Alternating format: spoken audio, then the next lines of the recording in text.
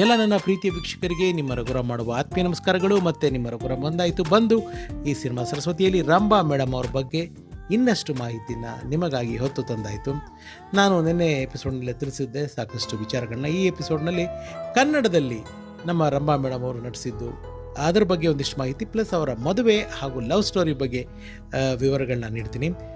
ಕನ್ನಡದಲ್ಲಿ ರಂಭಾ ಮೇಡಮ್ ಅವರು ಮೊಟ್ಟ ಮೊದಲನೇದಾಗಿ ನಟಿಸಿದ್ದು ನಮ್ಮ ಜಗಣ್ಣನ ಜೊತೆಗೆ ಸರ್ವರ್ ಸೋಮಣ್ಣ ಚಿತ್ರದಲ್ಲಿ ಅಭಿಜಿತ್ ಸರ್ಗೆ ಅವರು ಪೇರ್ ಆಗಿದ್ದರು. ತುಂಬ ಒಳ್ಳೆ ಪಾತ್ರ, ಮನಸ್ಸಿನಲ್ಲಿ ಉಳಿಯುವಂಥ ಪಾತ್ರ. ಸರ್ವರ್ ಸೋಮಣ್ಣ ಆದಮೇಲೆ ಕೆಂಪಯ್ಯ IPS ಅಂತ ನಮ್ಮ ಶಶಿಕುಮಾರ್ ಸರ್ ಜೊತೆ ಮಾಡಿದರು. ಪಾಂಚಾಲಿ ಅನ್ನೋ ಒಂದು ಸಿನಿಮಾ ಮಾಡಿದರು. ಓ ಪ್ರೇಮವೇ ಮಾಡಿದ್ರು. ಸಾಹುಕಾರ, ಬಾಬಾ ಬಾಮೈದ, ಆಮೇಲೆ ಪಾಂಡುರಂಗ ವಿಠಲ, ಗಂಡುಗಲಿ ಕುಮಾರ್ ರಾಮ, ಅನಾಥರು ಸಿನಿಮಾದಲ್ಲಿ ಒಂದು ಸಾಂಗಲ್ಲಿ ಒಂದು ಕ್ಯಾಮಿಯೋ ರೋಲಲ್ಲಿ ಕಾಣಿಸ್ಕೊಂಡ್ರು. ಇದು ರಂಭಾ ಮೇಡಮ್ ಅವರ ಕನ್ನಡ ಚಿತ್ರಗಳ ನಂಟು.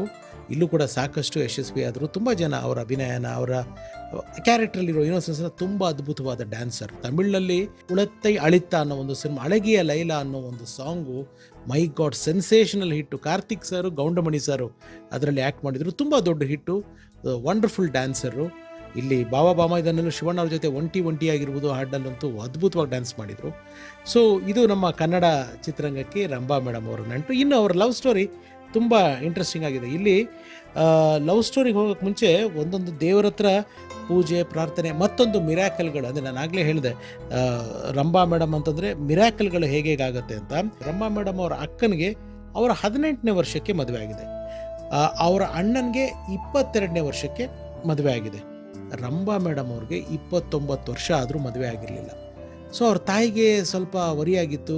ವಿಜಯಲಕ್ಷ್ಮಿ ಅಂತ ಅವ್ರ ಮೂಲ ಹೆಸರು, ಏನಿದು ಹಿಂಗಾಗ್ತಿದೆ ಅಂತಲೇ ಹೇಳ್ತಿದ್ರು. ಯಾರೋ ಅಸ್ಟ್ರಾಲಜರ್ ಹತ್ರ ಕೇಳಿದಾಗ ಅವ್ರ ಅಸ್ಟ್ರಾಲಜರ್ ಅವರು ಹೆಸರನ್ನ ಬದಲಾಯಿಸಿ ನೋಡಿ, ಸ್ವಲ್ಪ ಎಲ್ಲ ಒಳ್ಳೇದಾಗತ್ತೆ ಅಂದ ತಕ್ಷಣ, ಅಂದರೆ ಲಕ್ಷಿಕಾ, ವಿಜಯಲಕ್ಷ್ಮಿ ಮುಂದೆ ಲಕ್ಷಿಕಾ ಅನ್ನೋದೊಂದು ಸೇರಿಸಿದ್ದಾರೆ. ಇವತ್ತಿಗೂ ಅವ್ರ ಹಸ್ಬೆಂಡ್ ಹೆಸರು ಇಂದ್ರಕುಮಾರ್ ಅಂತ. ಇಂದ್ರಕುಮಾರ್ ಸರು ಇವ್ರನ್ನ ಕರೆಯೋದೇ ಲಕ್ಷ ಅಂತಲೇ ಕರೆಯೋದು.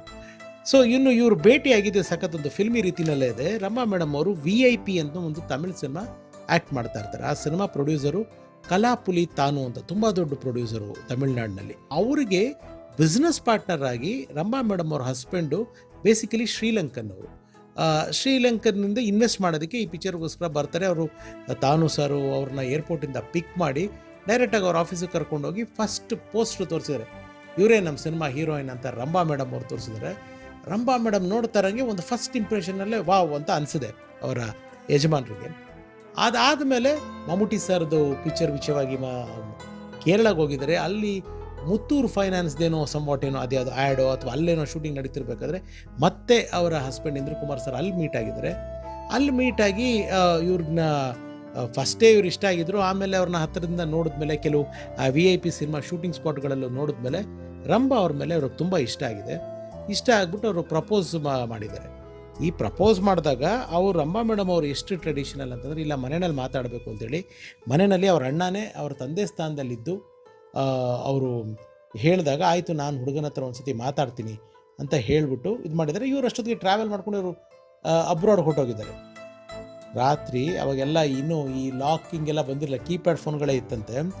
ಆಗ ಅವ್ರ ಅಣ್ಣ ಫೋನ್ ಚಾರ್ಜ್ಗೆ ಹಾಕಿದ್ದನ್ನು ಚಾರ್ಜಿಗೆ ತೊಗೊಂಡು ಇವರು ಅವರ ಇಂದ್ರಕುಮಾರ್ ಸರ್ಗೆ, ಅಂದರೆ ಅವ್ರ ಹಸ್ಬೆಂಡ್ ಆಗೋವ್ರಿಗೆ ಫೋನ್ ಮಾಡಿದ್ದಾರೆ.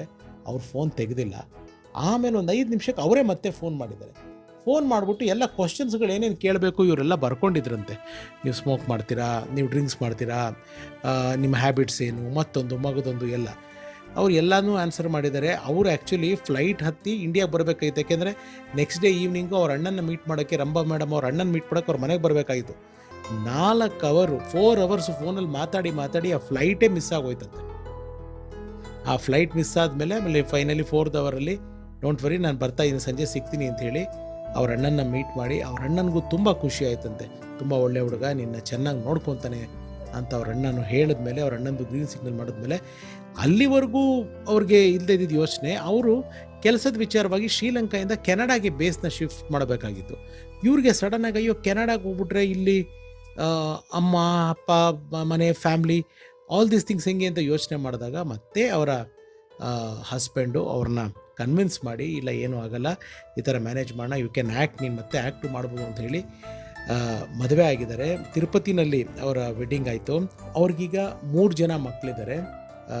ರಂಭಾ ಮೇಡಮ್ ಅವ್ರಿಗೆ ಖುಷಿಯಾಗಿ ಸಂತೋಷವಾಗಿ ನೆಮ್ಮದಿಯಾಗಿ ಸಂಸಾರ ಮಾಡ್ತಾ ಇದ್ದಾರೆ. ಆ್ಯಂಡ್ ಅವರು ಸಾಕಷ್ಟು ಟೆಲಿವಿಷನ್ ಪ್ರಾಜೆಕ್ಟ್ಸಲ್ಲೂ ರಮ್ಯಾ ಮೇಡಮ್ ಅವರು ಆ್ಯಕ್ಟಿವ್ ಆಗಿದ್ದಾರೆ. ಆ್ಯಂಡ್ ಇಂಪಾರ್ಟೆಂಟ್ಲಿ ರಂಭಾ ಮೇಡಮ್ ಅವರ ಹಸ್ಬೆಂಡ್ಗೆ ಒಂದು ಮ್ಯಾಂಡಿಟ್ರಿ ಏನಪ್ಪ ಅಂತಂದರೆ ಅಡುಗೆ ಮಾತ್ರ ಒಂದು ಹೊತ್ತು ಒಂದು ಮೀಲು, ಯಾಕೆಂದರೆ ಅವ್ರು ತುಂಬ ಟ್ರಾವೆಲಿಂಗಲ್ಲೇ ಇರ್ತಾರಂತೆ. ಬಟ್ ಮನೇಲಿದ್ದಾಗ ಒಂದು ಮೀಲು ಇವ್ರ ಮಿಸ್ಸಸ್ಸೇ ಮಾಡಬೇಕಾದ್ರೆ ರಂಭಾ ಅವರೇ ಕುಕ್ ಮಾಡಬೇಕು. ಅದು ಫಸ್ಟಿಂದನೂ ಅದೊಂದು ರೂಲ್ಸ್ ಮಾಡ್ಕೊಂಡು ಬಂದಿರೋದು. ಈ ರೀತಿ ಅಲ್ಲಲ್ಲಿ ಪ್ರೀತಿ, ಅಲ್ಲಲ್ಲಿ ತಮಾಷೆ, ಅಲ್ಲಲ್ಲಿ ಸಣ್ಣ ಸರಸ ವಿರಸ, ಇದೆಲ್ಲದರ ನಡುವೆ ಸುಖವಾಗಿ ಸಂತೋಷವಾಗಿ ತಮ್ಮ ಪತಿ ಹಾಗೂ ಮಕ್ಕಳು ಹಾಗೂ ಮನೆಯವರೊಂದಿಗೆ ನಮ್ಮ ರಂಭಾ ಮೇಡಮ್ ಅವರು ಸುಖವಾಗಿ ಸಂಸಾರ ಮಾಡ್ತಿದ್ದಾರೆ. ಅವ್ರ ಸಂಸಾರ ಹೀಗೆ ಚೆನ್ನಾಗಿರಲಿ, ಇನ್ನಷ್ಟು ಮತ್ತಷ್ಟು ಒಳ್ಳೆಯ ಆರೋಗ್ಯ ಆಯಸ್ಸು ಎಲ್ಲ ದೇವರು ಆ ಕುಟುಂಬಕ್ಕೆ ಕೊಟ್ಟು ಕಾಪಾಡಲಿ. ಹಾಗೆ ಚಿತ್ರಗಳಲ್ಲೂ ಬ್ಯುಸಿಯಾಗಲಿ, ನಮ್ಮ ಕನ್ನಡ ಚಿತ್ರಗಳ ಕಡೆಗೂ ಅವರು ಮತ್ತೆ ಮುಖ ಮಾಡಲಿ ಅಂತ ಹೇಳ್ತಾ, ಇದಾಗಿತ್ತು ರಂಭಾ ಮೇಡಮ್ ಅವರ ಜೀವನದ ಒಂದು ಸಣ್ಣ ಕಿರು ಪರಿಚಯ. ಇದು ನಿಮಗೆ ಖುಷಿ ಕೊಟ್ಟಿದ್ರೆ ನಮ್ಮ ಶ್ರಮ ಸಾರ್ಥಕ ಅಂತ ತಿಳಿಸ್ತೀನಿ. ನಾನು ನಿಮ್ಮ ರಘುರಾಮ್. ಸರ್ವೇ ಜನ ಸುಖಿನೋ ಭವಂತು. Love you all. ನಮಸ್ಕಾರ. ಇದು ಸಿನಿಮಾ ಸರಸ್ವತಿ ಬೆಳ್ಳಿ ಪರ್ದೆಯ ಸತ್ಯ ಘಟನೆಗಳ ಪ್ರಸ್ತುತಿ.